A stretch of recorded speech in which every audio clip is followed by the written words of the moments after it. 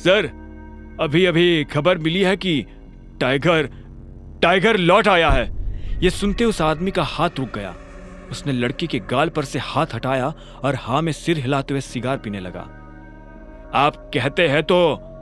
Secretary आगे कुछ कहता, उससे पहले उस आदमी ने कहा, अभी नहीं, अभी अभी तो आया है, थोड़ा उछल कूद करने दो, पर हाँ, इस बार उसे पिंजरे में डालने की गलती नहीं करनी है।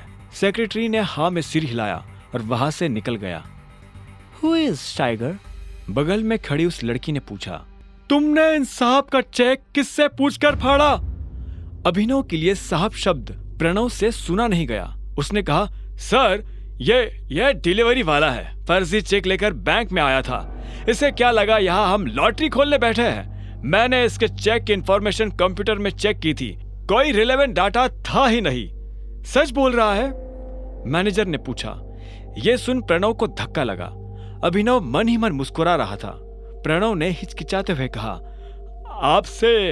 आपसे झूठ क्यों कहने लगा? तुझे पता है ये डिलीवरी बॉय किसका चेक लेकर आया है? अकरम सर का। क्या? हाँ, तूने इसके साथ जो किया वो ठीक है, लेकिन अकरम सर को अगर पता चला कि तूने उनके चेक का ये हाल किया है तो वो तेरे साथ क्या करेंगे जानता है ना? मैनेजर ने कहा। अकरम का नाम सुनते ही प्रणव की हालत खराब हो गई थी। इतने में मैनेजर ने कहा, एक काम कर, वो रही टेप और ये रहा चेक, इसका एक एक टुकड़ा जोड़। क्या सर, तुझे नौकरी से निकाल रहा हूं? नहीं सर, मैंने क्या किया? शाबाश, ये तुझे सुनाई दे गया, और इससे पहले जो कहा वो है? आखिरकार प्रणव ने चेक को बड़ी मेहनत से जोड़ा और मैनेजर को दे दिया। मैनेजर ने उसे देखा और प्रणव को बाहर जाने का इशारा कर दिया। जैसे ही प्रणव बाहर गया तो मैनेजर ने अंदर से कमरे का दरवाजा लॉक किया और अभिनव के पास आते हुए बोला, टाइगर, तुम इतने सालों से कहाँ थे? पहले ये बताओ कि तुम मेरे पापा से कैसे जुड़े हुए हो? मैं उनकी टीम का हिस्सा हूं, मैनेजर ने जवाब दिया। इतने में बलराज ने कहा, टाइगर वापस तो आ गया है, लेकिन मोंटी के वापस आने तक किसी को भनक भी नहीं लगनी चाहिए, वरना गेम हो जाएगा। हाँ, बलराज सही कह रहा है टाइगर, हम शेरों के बीच एक भेड़िया घुस आया है। वो तुम्हारी और हमारी सारी खबर हमारे दुश्मनों को देने वाला है, इसलिए संभल कर रहना पड़ेगा टाइगर। भेड़िया? तुम्हारा मतलब जासूस? अभिनव ने पूछा। बलराज ने कहा, हाँ, इसके बारे में मोंटी तुम्हें डिटेल में बताएगा, और तब तक गुफा से बाहर आना नहीं, और आओ तो अंधेरे में। इस बीच हमें तुम्हारे पापा यानी हमारे संजय के कातिल का भी पता लगाना है, और साथ ही ये भेड़िया। इस ग्रुप में और कौन कौन है जिससे अभी मिलना बाकी है? मैनेजर ने कहा, इस ग्रुप में है मोंटी, अकरम, बलराज, मैं यानी डीके, इक्का, पार्कर और अलायना। क्या? अलायना? यानी हमारे ग्रुप में एक लड़की भी है? हाँ, इससे पहले उसकी माँ इस पोजीशन पर थी। 1 साल पहले उसकी डेथ हुई तो अलायना उसकी जगह पर आई है।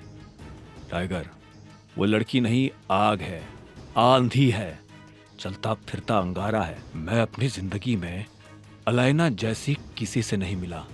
शक्ल, अक्ल और तेवर उसके पास तीनों है। मैं समझा नहीं, अभिनव ने कहा।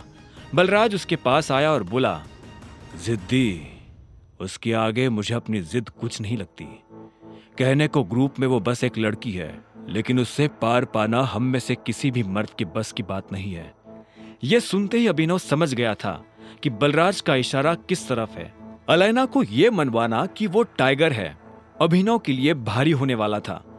तुम जल्दी से उससे भी मिल लोगे, पर वो तुमसे मिलेगी या नहीं पता नहीं। मुझे नहीं लगता कि टाइगर के लिए उसे मनाना मुश्किल होगा। मैंने जैसा सोचा था यह आदमी वैसा है नहीं। बलराज की यह बात सुन डीके के कान खड़े हो गए।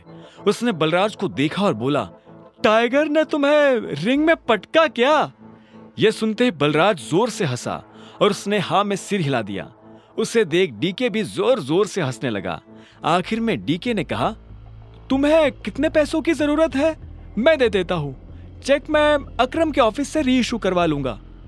मुझे अभी 1 करोड़ रुपए चाहिए, बचे 49 करोड़ मेरे नए अकाउंट में डलवा देना। अभिनव ने कहा और ये सुन डीके उसके लिए पैसे लेने चला गया। उसके जाते ही अभिनव बलराज के पास आया और बोला, एक बात बताओ, ये अलायना के बारे में तुम कुछ जानते हो क्या? आगे की कहानी जानने के लिए देखें अगला एपिसोड सिर्फ पॉकेट एफएम के यूट्यूब चैनल पर, और द रिटर्न ऑफ टाइगर के सारे एपिसोड्स को सुनने के लिए डिस्क्रिप्शन में दी लिंक से डाउनलोड करें पॉकेट एफएम ऐप।